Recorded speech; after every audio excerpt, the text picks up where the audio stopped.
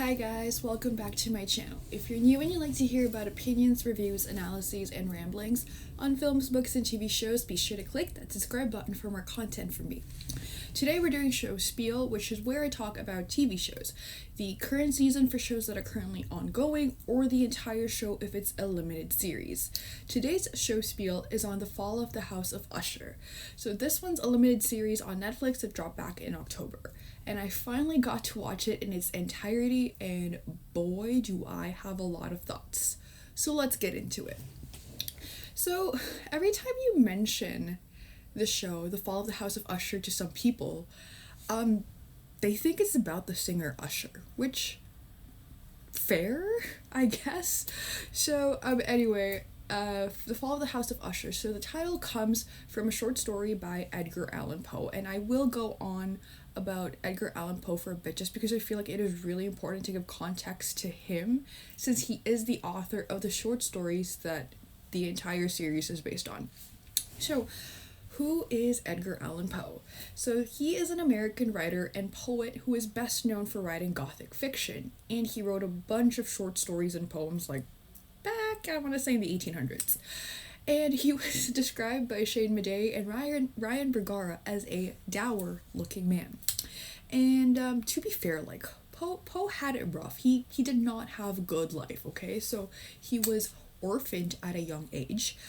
He fought with his godfather a lot. He had a gambling addiction. He was left by his first fiance, and he married his 13-year-old cousin when he was 26 and 27. Not excusing it, definitely not excusing it. We're condemning it, but it was a thing of the times. Again, not an excuse, but ugh. Anyway, he also did struggle to make it as a writer at first, like as writers do, but he eventually did gain acclaim and fame, and he died under really suspicious circumstances, which was discussed on a BuzzFeed Unsolved episode, a BuzzFeed Unsolved True Crime episode by Shane and Ryan. So, with Edgar Allan Poe, even if you think you haven't read anything that he wrote, I can almost guarantee that your English teacher in either elementary or high school made you read at least one of his works. So the three stories, I want to say three things that he wrote off the top of my mind that you definitely have heard of. Telltale Heart, like the one with the beating heart, yes. The poem The Raven, and who can forget the cask of Amontillado, the one where the guy gets buried alive. Yeah, so he was that fun guy who wrote those fun stories. So, his work is he's mainly known for writing Gothic fiction in American literature, which means that his messed up stories are the ones that haunt you for the rest of your life. Honestly, I think when I read Telltale Heart, I couldn't sleep for a solid few days after that. Yeah, the theme of guilt is a really powerful thing. So another thing I wanted to note before I got into the show is that none of Edgar Allan Poe's stories and poems are connected.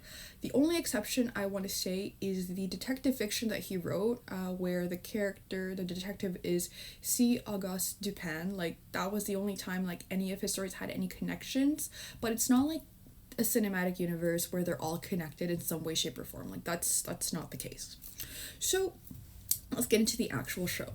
So the premise of The Fall of the House of Usher.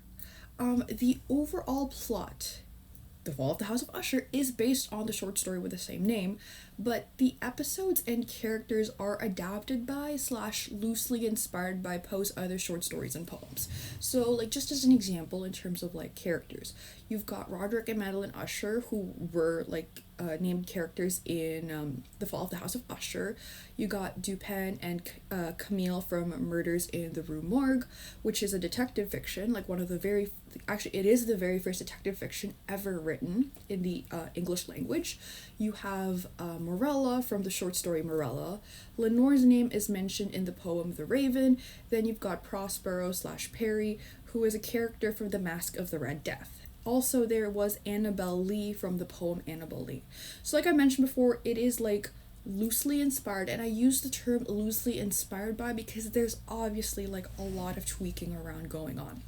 So again, like I said, Edgar Allan Poe wrote these short stories, these poems, like back in the 1800s. So Mike Flanagan actually adapted it for a modern retelling. So the Ushers and the source material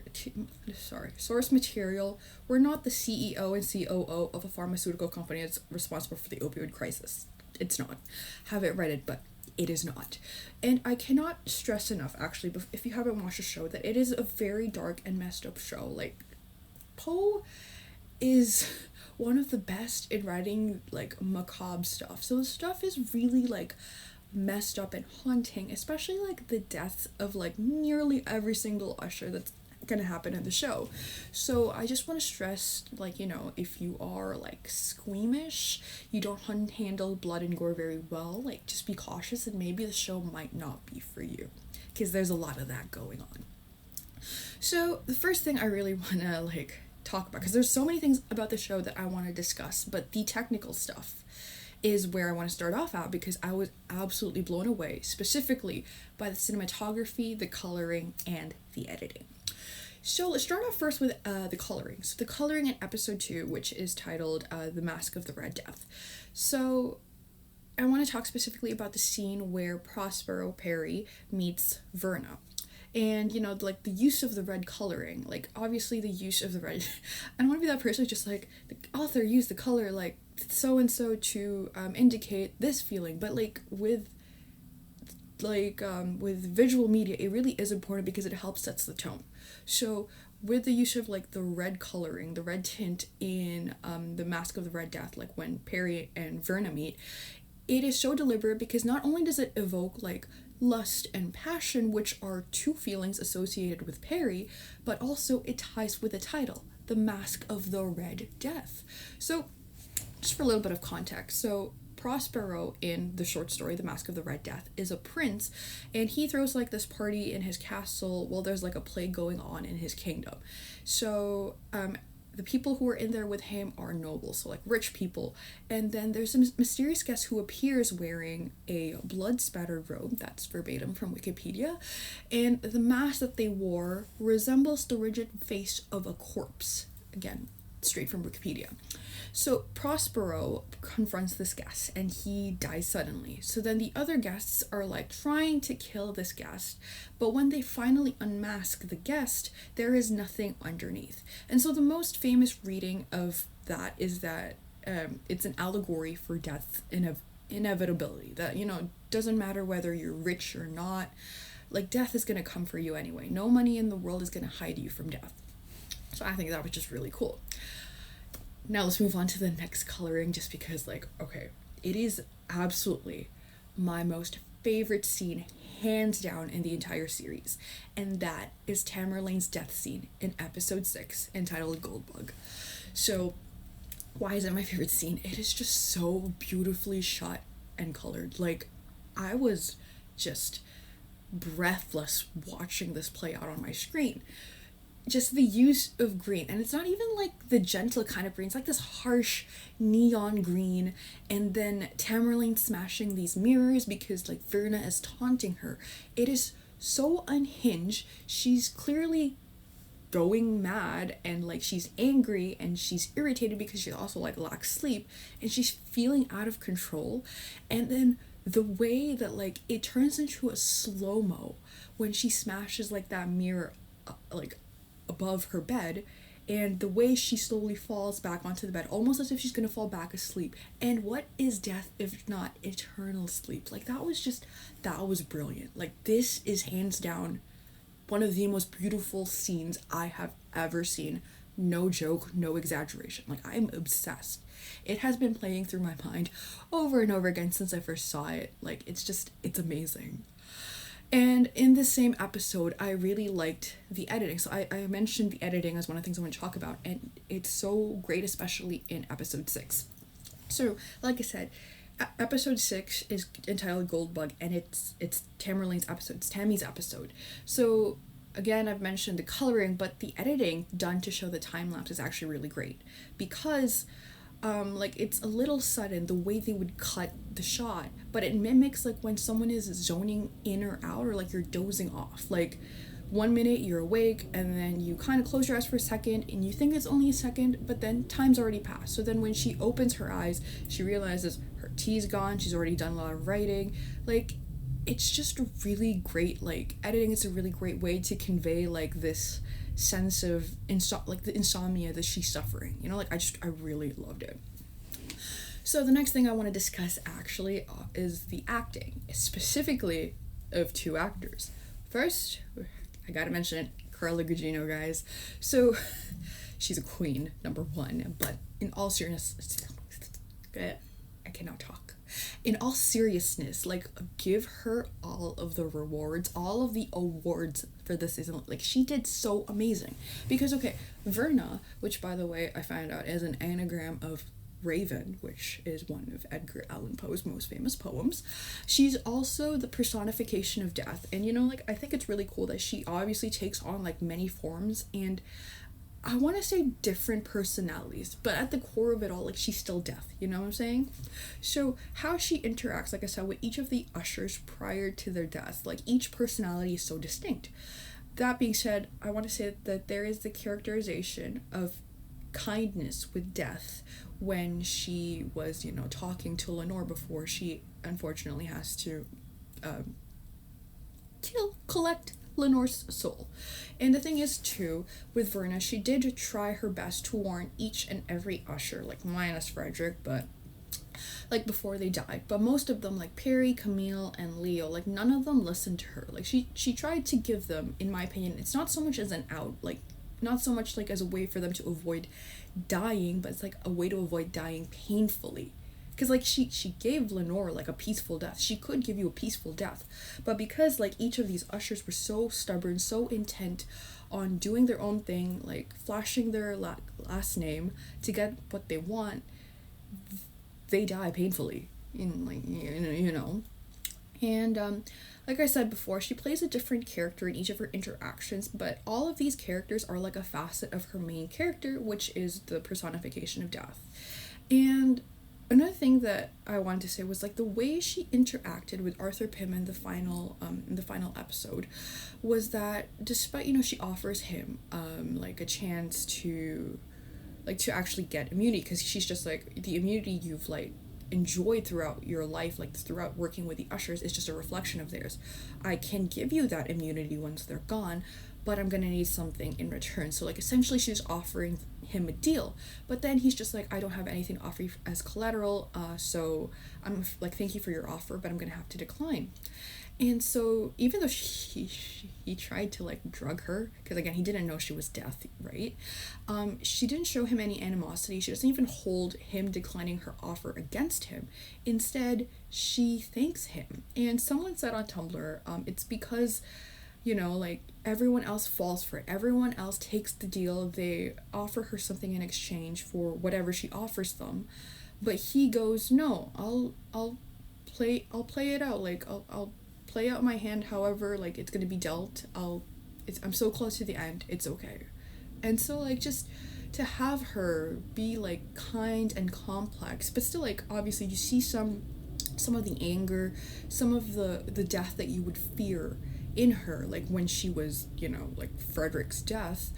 But then you also see that she is capable of kindness. Death can be kind, and I guess I don't know, like, it's really beautiful. Her performance, Carla Gugino, was just absolutely gorgeous, absolutely amazing. I was just blown away. Like, she, in my opinion, she carried the show.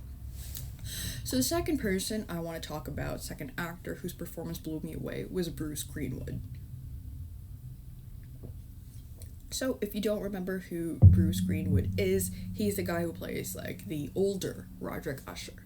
So, one of the things that was interesting about the fall of the House of Usher was the use of monologues, and Greenwood's character Roderick does this lemon monologue in episode 3. And, you know, a lot of people are saying it's so out of touch, like, I don't get it. But some people, like me, like, personally, I really liked it, because it's just so captivating to listen to, you know, like, Greenwood has this way of, like, making you listen. And I was, like I said, just captivated by his performance. And the lemon monologue shouldn't make sense, but it does. And in my opinion, it is not meant to be taken seriously or literally. It just goes to show you how Roderick and rich people or capitalists, like how they think and how they direct consumers' buying habits and how they exploit that to make more money. But it was still like a damn good monologue. Like, just the way he performed it was great, okay? Also, like, obviously, like, in the show, he's confessing everything to Dupin, and Dupin thinks that Roderick Usher is losing it because obviously, like, the audience, we see Roderick's terror whenever he sees, like, the ghosts of his, like, dead kids, but Dupin doesn't see anything. So, like, that was, like, really good. Like, just the way Greenwood portrayed that terror, that fear was great. And like I said, his performance was just outstanding.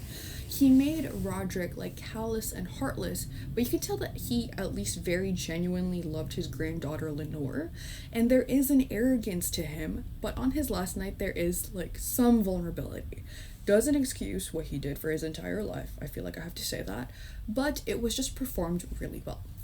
So the next thing I want to discuss is the plot structure and the pacing. So the fall of the House of Usher is, like, told in a non-linear narrative because there's essentially, like, 3 timelines going on.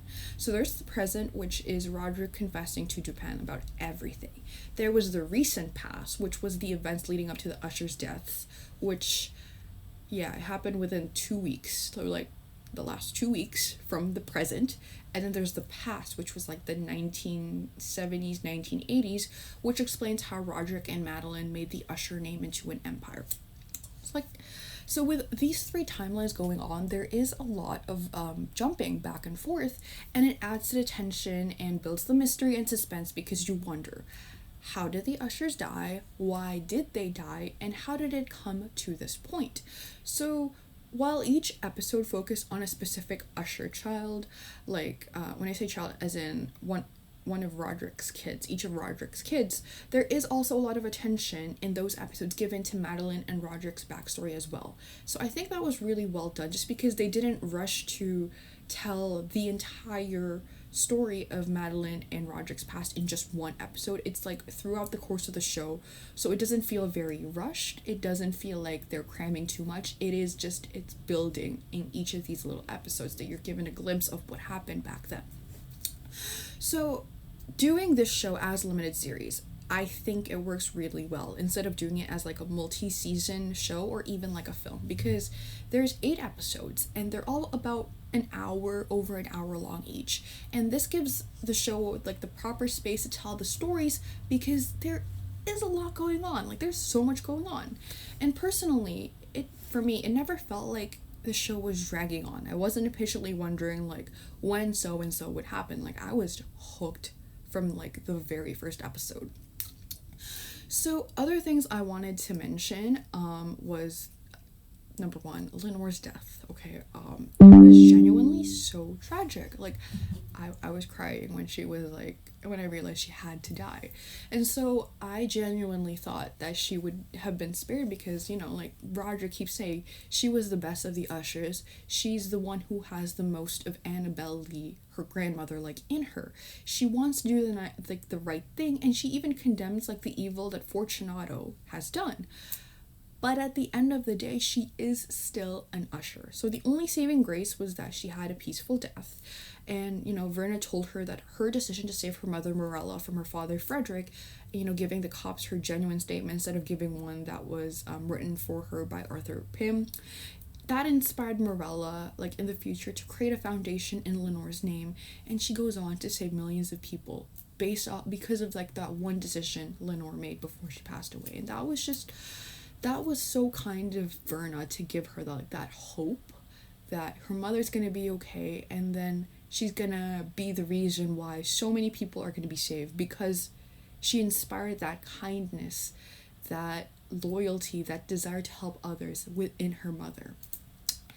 And like I said, it is, like, tragic and heartbreaking that Lenore would die because of a deal that was made long before she was born and because of the blood that runs through her veins. But it made sense to me.